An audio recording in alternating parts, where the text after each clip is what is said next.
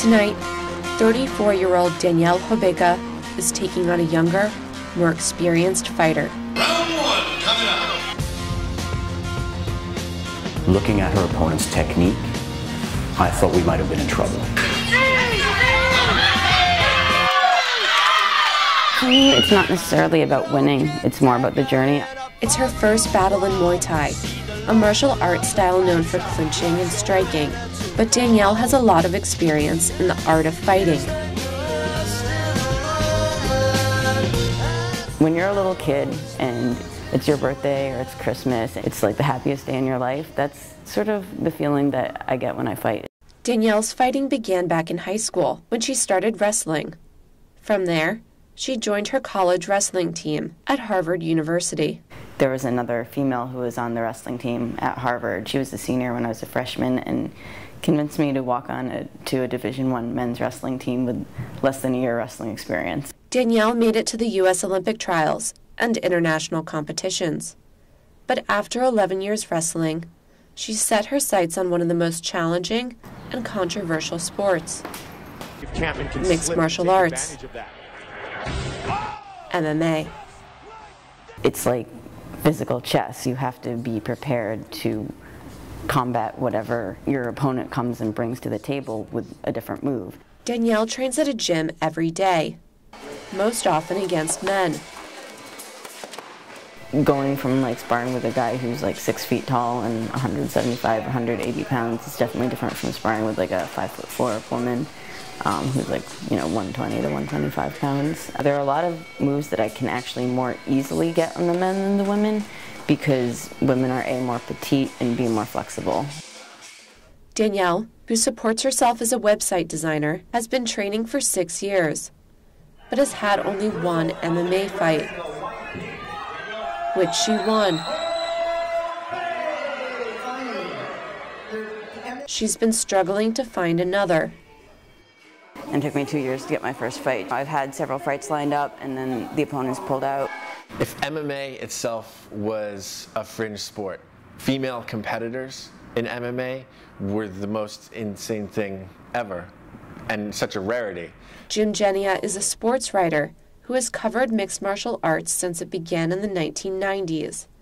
He says MMA's popularity has grown with amateur bouts in every state, except New York and Connecticut, the two states where professional MMA with big money purses is still illegal.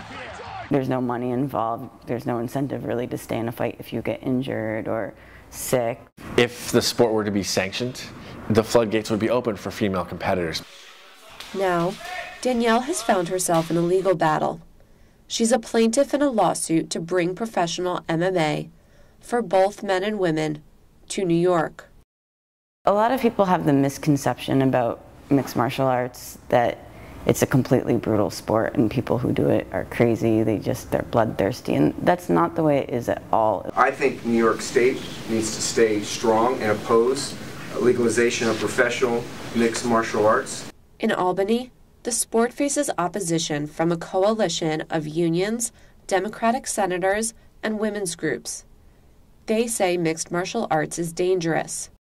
I can't find another sport where you are allowed to choke your opponent until they become unconscious.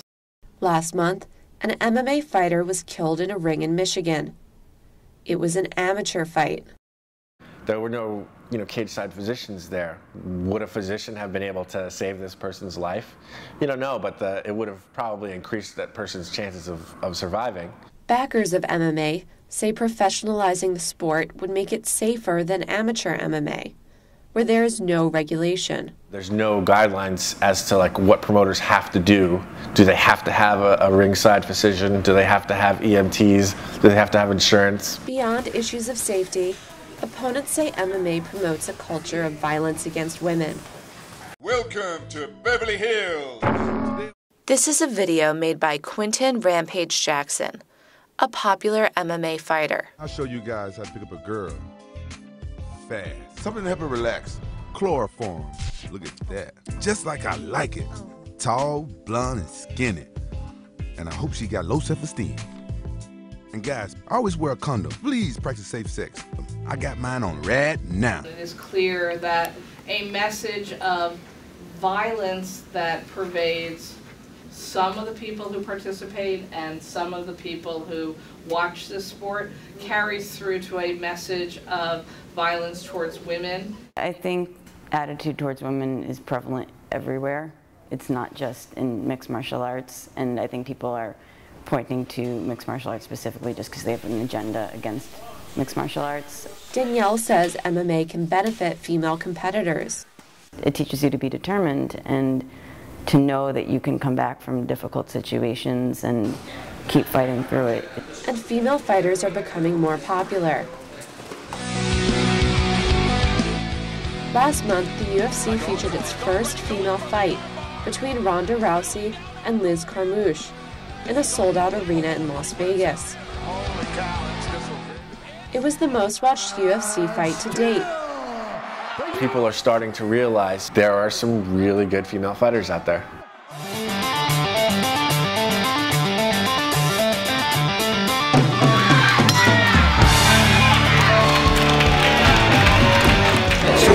So look, when you're kicking into punches, I want you to punch in the kick. Okay. Punch in the kick. Cross hook kick. Cross hook kick.